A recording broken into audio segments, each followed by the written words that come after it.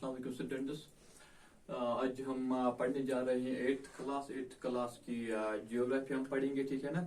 तो जियोग्राफी में हमने पहला लेसन क्लियर कर दिया है, ठीक है। तो आज हम स्टार्ट करेंगे दूसरी लेसन। तो लेसन का इंट्रोडक्शन में पहले देता हूँ क्या है। Land, soil, water, natural vegetation and wild life resources, ठीक है ना। ये है दूसरी लेसन आपकी जियोग्राफी की, ठीक है। तो here you have already studied what are natural resources. Natural resources क्या है आपने पहले ही पढ़े हैं, ठीक है ना। व्हाट आर नेचुरल रिसोर्सेज, वो सभी रिसोर्सेज क्या है, ठीक है ना। नेचुरल रिसोर्स को छोड़ के यहाँ पे हमने पढ़ा, लेसन का नाम था रिसोर्सेज, ठीक है। रिसोर्स किसको हम कहते हैं, जो हमारी नीड्स को सेटिस्फाई करता है, जो हमारी जरूरत पूरी करता है, ठीक है। जिसकी कोई यूटिलिटी हो, यूजफुलनेस हो, तो उसको हम रिसोर्स कहते हैं, ठीक है ना। तो यहाँ पे आप देखो, चाहे लैंड है, चाहे सोइल है, चाहे वाटर है, चाहे natural vegetation and wild life resources, wild life, ठीक है ना। All this things are resources, ठीक है ना। ये सभी रिसोर्स है। Why? Because they satisfy our needs, ठीक है ना। ये सभी चीजें हमारी जो नीड्स हैं, हमारी जो जरूरत है, उनको पूरा करते हैं, ठीक है ना। लेकिन यहाँ पे क्या है, आप लैंड देखो, सोइल देखो, वाटर, यहाँ ये जो बाकी चीजें हैं, दिस ऑल थिंग्स, इनमें क्या है, एक चीज है कि इन सभी चीजों को किसने बनाया है? अल्लाह ने बनाया है। This are not man made, this are natural resource. Natural resource हम उन्हीं को कहते हैं जिनको किसने बनाया? अल्लाह तबारक व तआला ने बनाया है, ठीक है ना। और हम इनको इस्तेमाल करते हैं विदाउट मच मॉडिफिकेशन, ठीक है ना। That's why they are known as natural resources, ठीक है ना। तो यहाँ पे सभी चीजें ये देखो, ये क्या है, this all things are natural resources, ठीक है ना। क्योंकि उनको अल्लाह ने बनाया और हम इनको इस्तेमाल करते हैं, and they help us to satisfy our needs, ठीक है ना। That is why they are known as resources. तो यहाँ पे हम एक एक करके इनको पढ़ेंगे। तो पहला क्या है? लैंड, ठीक है ना। तो आज हम लैंड पढ़ेंगे पहले। देखो, लैंड जो है, it's one of the most important natural resource, ठीक है ना। एक बहुत ही कीमती रिसोर्स है, ठीक है ना। क्योंकि लैंड क्या करता है, it satisfies our need, that is why it is known as resource. Natural क्यों है? क्योंकि इसको किसने बनाया है? इसको किसी इंसान ने नहीं बनाया। It is created by almighty, ठीक है ना। And we use it without much modification, ठीक है ना। That is why it is known as a natural resource, ठीक है ना। तो यहाँ पे देखो, जो ये लैंड है, जो हमारी अर्थ सरफेस है, तो total surface of the earth, ठीक है ना, इसमें लैंड कितना है? Only 30%। Only 30% of the earth surface is land, ठीक है ना। The rest is water, the rest 70% is water. तो इसका मतलब हुआ कि जो हमारी अर्थ सरफेस है, जो हमारा प्लेनेट है अर्थ, ठीक है ना, इसकी जो सरफेस है उसमें 30% ही लैंड है, द रेस्ट इज वाटर। जो बाकी है वो क्या है? वो पानी है। एंड आउट ऑफ दिस 30% जो है 30% है, इसमें भी क्या है, इसमें भी कुछ एरियाज ऐसे हैं वो इनहेबिटेबल है, ठीक है ना।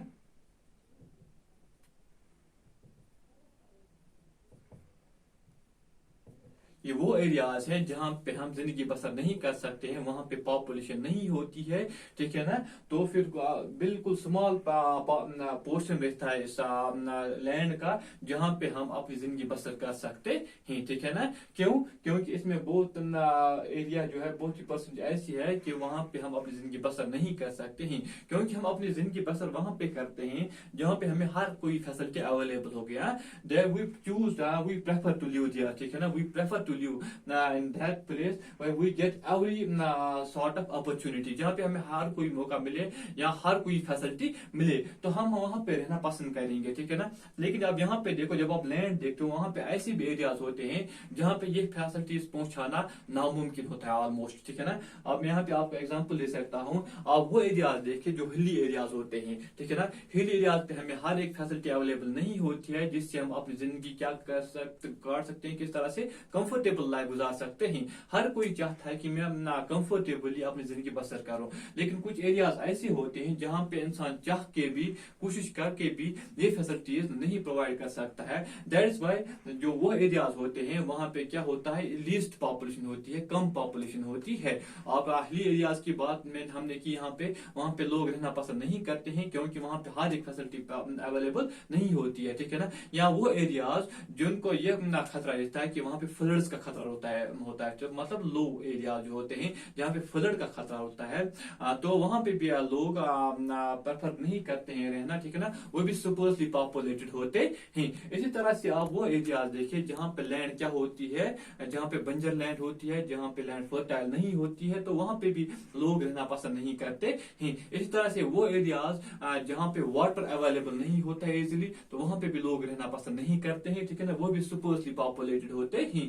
तो these are the areas where people do not want to live, why, because they do not get there every facility which will make their life comfortable, ठीक है ना, तो वहां पे हर एक फैसिलिटी अवेलेबल नहीं होती है, दैट इज वाई लोग जो है वो वहां पे नहीं रहते हैं। तो सिर्फ 30% ही यहाँ पे लैंड है, इस 30% में भी कुछ ऐसे एरियाज होते हैं जहाँ पे लाइफ गुजारना बहुत मुश्किल होता है, तो फिर कुछ परसेंटेज ही बच जाती है। वो कौन एरियाज होते हैं, वो प्लेन एरियाज होते हैं।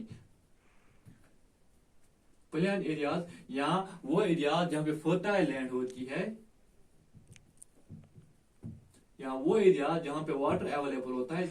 ये तीन चीजें बहुत ही जरूरी होती है एक जगह के लिए जहाँ पे पॉपुलेशन आप देखोगे डेफिनेटली ज्यादा होगी। वो एरिया जो प्लेन एरियाज होते हैं, ठीक है ना, जहाँ पे हर एक मतलब हम रोड्स कंस्ट्रक्ट कर सकते हैं, हम रेलवेज वहां पे कंस्ट्रक्ट कर सकते हैं, ठीक है ना, तो वो एरियाज होते हैं प्लेन, वहां पे ज्यादा पॉपुलेशन होती है। इसी तरह से वो एरिया जहाँ पे फर्टाइल लैंड हमें होगी, क्योंकि हमें जिंदा रहने के लिए फूड की जरूरत पड़ती है, तो फूड को अगर हमने प्रोड्यूस करना है then we definitely lead what sort of the land we should have fertile land, ठीक है ना, तो जहां पे फर्टाइल लैंड होती है तो वो एरियाज क्या होते हैं, डेंसली पॉपुलेटेड होते हैं। And the third most important क्या है, वाटर, वो एरिया जहां पे वाटर अवेलेबल होती है, क्योंकि हमारी जो लाइफ है वो होली डिपेंडेंट है upon water, as we use water for different purposes, ठीक है ना। तो ये तीन फैक्टर्स जिस एरिया में होते हैं आप देखोगे, आप देख भी सकते हो कि वो एरियाज क्या होते हैं, वो उसमें उनमें पॉपुलेशन ज्यादा होती है, ठीक है ना। इसके बरक्स जो वो एरियाज होते हैं जो हिली एरियाज होते हैं या डेजर्टेड एरियाज जो होते हैं, या वो एरिया जहाँ पे फ्लड्स का खतरा रहता है, वो स्पर्सली पॉपुलेटेड एरियाज होते हैं, ठीक है ना। तो ये हो गया कि अब आपने देखा लैंड कितना इंपॉर्टेंट है, सिर्फ 30% लैंड है और उसमें भी कुछ एरियाज ऐसे हैं जो हमारे काम के नहीं है, ठीक है ना। तो अब आपने देखा ये कितना जरूरी है, क्योंकि हमारी life full and fully depend इस पे है। अब हम देखेंगे पहले कि लैंड यूज, लैंड को हम किस चीज के लिए इस्तेमाल कर सकते हैं। What does land use mean? मतलब जमीन का इस्तेमाल, हम किस तरह से जमीन को इस्तेमाल करते हैं, that is land use. We use land for different purposes, आप देख भी सकते हो हम जमीन को मुख्तलिफ चीजों के लिए इस्तेमाल कर सकते हैं। For example we use land for agriculture purpose, ठीक है ना, एग्रीकल्चर के लिए हम इस्तेमाल करते हैं, फॉर बिल्डिंग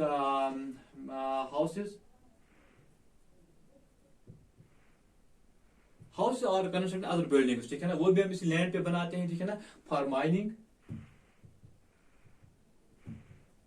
बहुत सारी चीजें आप देख सकते हो, ठीक है ना, जिसके लिए हम जमीन का इस्तेमाल कर सकते हैं। फॉर एग्जाम्पल किसी को शॉपिंग कॉम्प्लेक्स बनाना है तो इस लैंड पे बनाता है, that means we use it for construction, ठीक है ना। किसी को कोई फसल उगाना होता है तो why we grow that in the fields, that means we use their land to grow different kinds of crops, that means agricultural use है इसका, ठीक है ना।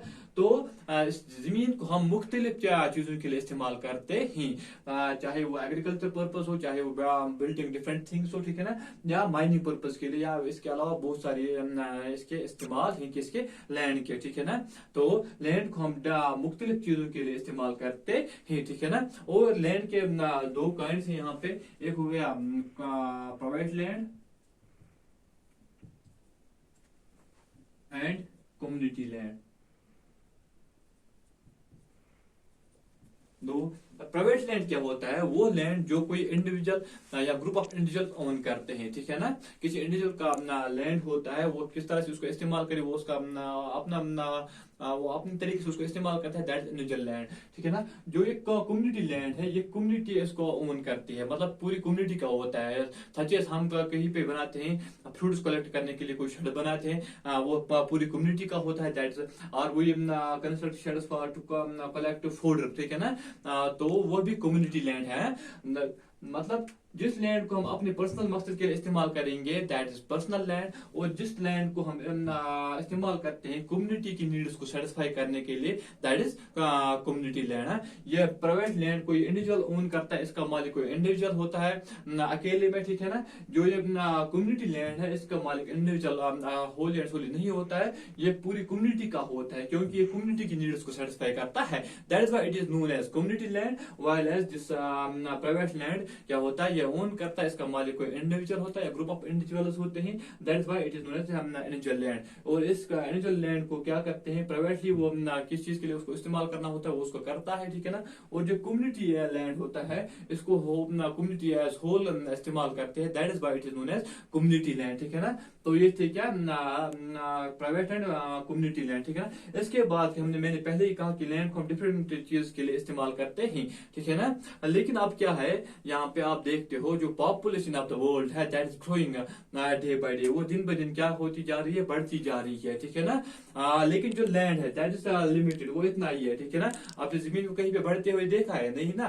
तो land is limited while the population of the world gets increase day by day, वो दिन ब दिन बढ़ती जा रही है। अगर पॉपुलेशन बढ़ती है तो डेफिनेटली जो उनकी नीड्स होगी, चाहे वो कंस्ट्रक्शन की नीड होगी, चाहे वो फूड की नीड होगी, वो क्या होगी, उसमें भी इजाफा होगा। तो इन चीजों को पूरा करने के लिए हमने क्या चाहिए, हमें ज्यादा पैदावार चाहिए। अगर फॉर एग्जाम्पल जो पॉपुलेशन है वो इंक्रीज होगी तो डेफिनेटली क्या हमें चाहिए, ज्यादा फूड चाहिए उनकी नीड फुलफिल करने के लिए। तो जब हमने फूड इंक्रीज करना है तो क्या है, यहाँ पे लैंड लिमिटेड है, तो हम क्या करेंगे, तो डेफिनेटली हम किस लैंड की तरफ चले जाते हैं, वो एरिया जहाँ पे फॉरेस्ट्स होते हैं। तो हम डिफॉरेस्टेशन करते हैं, मतलब जंगलों का कटाव करते हैं और इस लैंड को क्या बनाते हैं, काबिल इस्तेमाल बनाते हैं, और फिर इसमें क्या करते हैं, इसमें पैदावार निकालते हैं। अगर हमने हाउसेज इनके लिए बनाने होते हैं तो फिर हम किनका रुख करते हैं, इन फॉरेस्ट्स का, ठीक है ना। तो लैंड वहां पे फॉरेस्ट्स काटते हैं तो वहां पे कोई कंस्ट्रक्शन एक्टिविटी करते हैं। तो दैट मीन्स कि लैंड यहाँ पे लिमिटेड है, लेकिन नीड जो है वो दिन ब दिन बढ़ती जा रही है, ठीक है ना। तो इससे क्या होता है, हम उन चीजों का इस्तेमाल करते हैं जो इस लैंड को क्या कर रहे थे, अभी तक प्रोटेक्ट कर रहे थे। अब किस तरह से प्रोटेक्ट कर रहे थे, जो अपना फॉरेस्ट होते हैं, जो उनके वो रूट्स होते हैं, ठीक ना, वो जकड़ के रखते हैं किसको, लैंड को। और जब बारिश होती है तेज, जो सोइल को इरोड होने से बचाते हैं, ठीक है ना, या लैंडस्लाइड होने से भी बचाते हैं, ठीक है ना। लेकिन जब हमने उनको क्या कर दिया, हमने डिफॉरेस्टेशन किया, ठीक है ना, तो इससे क्या हो जाता है, इससे जो लैंड है ये क्या हो जाता है, ये खराब हो जाता है। यहाँ अगर हम पैदावार निकालने के लिए क्या करते हैं, ज्यादा फसल उगाते हैं, मतलब हम साल में 2-3 फसल उगाते हैं, इससे क्या हो जाता है, लैंड जो होता है वो डिग्रेड हो जाता है, मतलब उसमें फर्टिलिटी नहीं रहती है, ठीक है ना।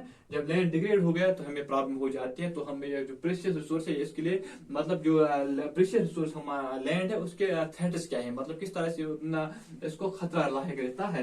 तो दैट मीन्स जब हम उसका ज्यादा पैदा इससे निकालते तो लैंड डिग्रेड होता है, क्या हो जाता है, डिग्रेड, ठीक है ना। लैंड डिग्रेड होता है इससे, मतलब लैंड में फर्टिलिटी रेट नहीं रहती है। इसी तरह से क्या होता है, जब हम फॉरेस्ट काटते हैं तो उससे क्या, तो लैंडस्लाइड्स का खतरा रहता है, ठीक है ना, या सोइल इरोजन का खतरा है ना। तो इस तरह से या लैंड क्या बन जाता है, डेजर्ट बन जाता है, रेगिस्तान बन जाता है, ठीक है ना। तो these are certain threats which are toward this natural resource. अगर हम उसका इस तरह से इस्तेमाल करते रहे तो डेफिनेटली तो जो ये हमारा प्रेशियस रिसोर्स है उसमें ये थ्रेट्स होते हैं, लैंड डिग्रेड होने का खतरा रहता है, सोइल इरोड होने का खतरा रहता है क्योंकि हम डिफॉरेस्टेशन करते हैं, ठीक है ना, अपनी नीड्स को फुलफिल करने के लिए, या लैंड स्लाइड्स का खतरा रहता है, ठीक है ना।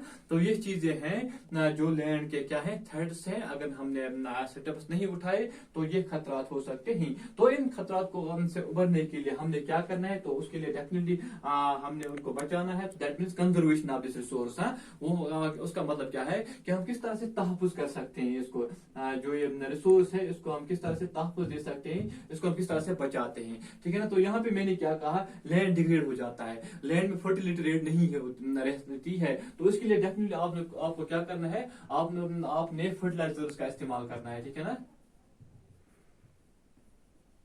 फर्टिलाइजर्स का इस्तेमाल करना है या मैन्यूअर्स का इस्तेमाल करना है, ताकि इसमें जो फर्टिलिटी रेट है वो बनी रहे, ठीक है ना। ये मैं कहता हूँ कंजर्वेटिव मेथड्स क्या है, किस तरह से हम इस लैंड को बचा सकते हैं, how we can protect this land from destruction, ठीक है ना। तबाही से हम किस तरह से इसको बचा सकते हैं। There we have to firstly क्या हमें इस्तेमाल करना है, अगर लैंड डिग्रेड हो जाता है, मैंने कहा लैंड डिग्रेड एक थ्रेट है लैंड को, ठीक है ना।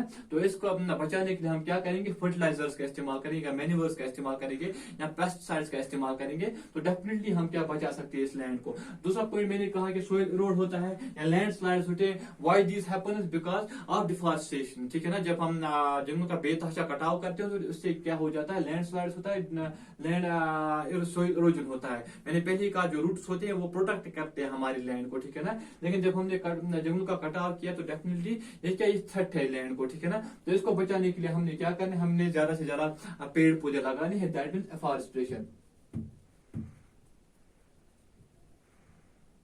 और एक और चीज, जो सोइल जब हम देखते हैं वो क्या होता है, वो जो टॉप लेयर होती है, जो ग्रीनी लेयर होती है ऊपर, ठीक है ना, तो वही सोइल है। सोइल बस उतनी होती है, जो टॉप ग्रीनी लेयर होती है of the earth, that is soil.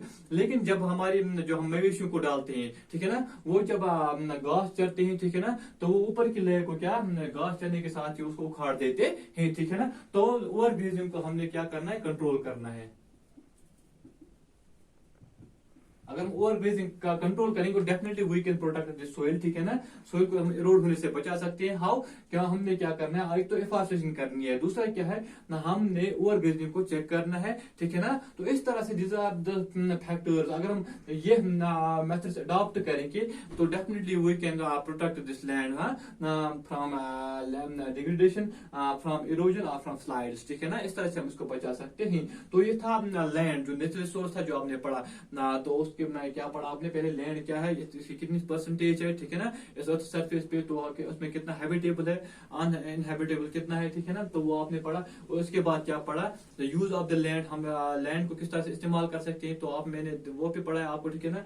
फिर मैंने ये भी कहा कि पॉपुलेशन इंक्रीज होती है तो इस तरह से क्या थ्रेट्स होती है इस लैंड को, ठीक है ना, तो वो भी हमने क्लियर किया। तो इन थ्रेट्स से ओवरकम करने के लिए हमने क्या करना है, तो we have to adopt these methods. देखो इन मेथड्स का इस्तेमाल करेंगे तो definitely we can protect this precious resource from destruction. और होप दैट आपने लेसन एंजॉय भी किया होगा, आपको समझ भी आया होगा। तो कल हम पढ़ेंगे सोइल, फिर आप आगे जाके 2-3 और इसमें नेचुरल रिसोर्स, उनको एक एक करके पढ़ेंगे। तो इस वक्त दीजिए इजाजत, खुदा हाफिज।